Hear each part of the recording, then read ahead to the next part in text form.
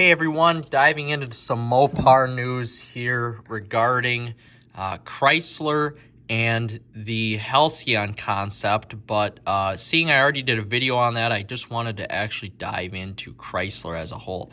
So we're taking a look at Stellantis in general. So this is their website here. You can see all of the brands that Stellantis owns. It's a ton of cars. They're the largest ownership group of cars, of automobiles in the world. So you can see in America here, we have Chrysler, Dodge, Jeep, and Ram. And that makes up just a small portion of Stellantis as a whole, even though Jeep and Ram do make up a pretty large sales group of Stellantis. So as you can see here, we have the Daytona SRT concept. Of course, that is going into production now in a different look. And Dodge will have an electrified option here. But it almost feels to me as if Stellantis is killing off Dodge and killing off Chrysler. Now we look at Chrysler. What do they have for sale? I've been saying this forever. A Pacifica minivan, one vehicle. If we look at Dodge, what do they have for sale? They have a Durango and a Hornet, two vehicles. So Chrysler and Dodge as a whole have three vehicles for sale right now that are brand new with 2024 model years attached to their sticker. So you look at Alfa, you look at Fiat, you look at Maserati, Opel, Vauxhall, Peugeot, Jeep, Ram. They all have more than one or two products that they are selling. So I guess I'm really curious to see here what Chrysler does as a whole with their company and what they decide to do with Dodge and Chrysler, what Stellantis decides to do with Dodge and Chrysler. Because you look at Dodge as a whole, even a person like me, I love V8s, I love my V8 power, and now the V8 for Dodge is dead. But if you look at Chevrolet, if you look at Ford, they are keeping their V8s. Now, granted, Chevy is getting rid of the Camaro, but that still leaves V8 powered trucks, V8 powered SUVs, and likewise with Ford, with the Mustang and the trucks, the Ford trucks, you still get V8s in those. So now Stellantis is killing off the V8 completely. Even you look at the Maseratis, the MC20s, that Nettuno engine, there is no more V8s. So now you're leaving us with electrified cars, which Stellantis is last to the party out of all the major manufacturers to electrified vehicles. So now you have a product that is years behind, and it has to be really good in order for it to sell compared to all the other electrified options out there, which there are tons of them. And you're years behind to the party. It has to sell really good now, and you're betting a lot of money that it is going to sell. So you're basically, it's like quitting drinking or quitting smoking. You're quitting the V8 cold turkey, and you're jumping right into electrification. And now, with that being said, they are producing a Hurricane inline 6-cylinder that is producing a ton of power, upwards of 540 horsepower, which is awesome, really good in the Ram trucks and the Grand Wagoneer. But you're losing that naturally aspirated option, and you're losing potentially that reliability of a naturally aspirated engine. Now, they are keeping the Pentastar V6 engine, which is good, as that is a great engine. But the brand as a whole is losing its vision, is losing its mission.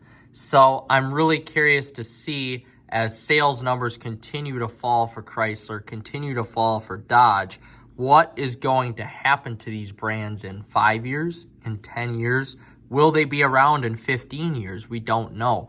Now we can see Stellantis is really pushing Jeep and really pushing Ram as those brands make the most money for the American section of Stellantis with the Ram 1500, the Jeep Grand Cherokee, Grand Wagoneer, Compass, Cherokee, which is now discontinued, and Renegade. So they're really pushing electrification, hybridization in those vehicles. Now, Dodge, of course, has the Hornet with hybridization in it, but people don't necessarily want a small crossover with electrification. You know, you're looking for bigger, larger vehicles. I've sat in the Hornet before. It's small. It's genuinely small. And for the price you pay, upwards of $40,000 to get into that hybridization, you can go out and buy a Durango with an, damn near with a V8 for that price. You know, the Durango starting out at $40,000 and you get 7 seats.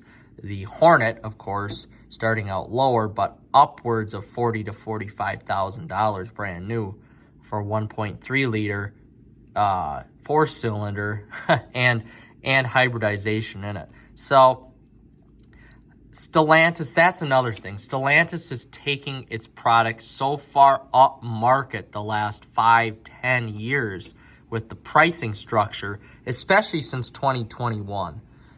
They've taken all of their products so far up market that now Jeeps, Durangos, everything, to get a decently equipped model, you have to spend $65,000.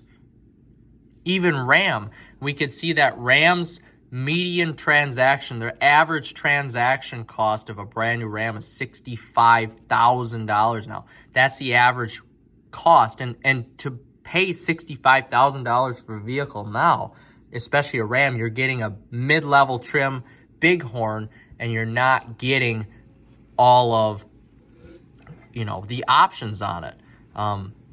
It's astronomical. So Stellantis is taking its products up market. To get top trims of vehicles, you're spending a boatload of money, more than what you would have with FCA 10, 15 years ago.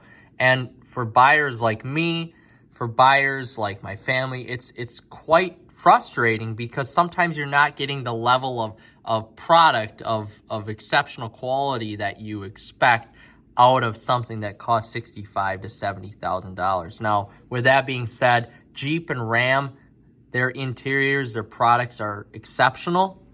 As I own, a Ram 1500, the redesigned version, it's an exceptional interior. They really took it up market, but now you're finally paying the price for it. And with Chrysler and Dodge, you're not getting that up market interior, but you're still paying the price for it. So I'm just very frustrated with that. And if it continues to happen, you're going to lose customers. And that seems to be the Stellantis way, is that they want to charge more for their products and they want to make less sales. So in the end, your labor costs are down, your overhead is down, but now you're making more of a profit because you're selling your vehicles for more money, and it's making up for that budget cost of what FCA used to be. So we look at this Dodge Charger Daytona. It's a coupe.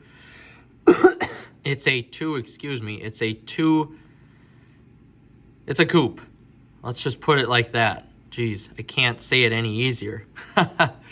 But we're comparing this to the Halcyon concept. In my opinion, the Halcyon concept is what this Charger should look like.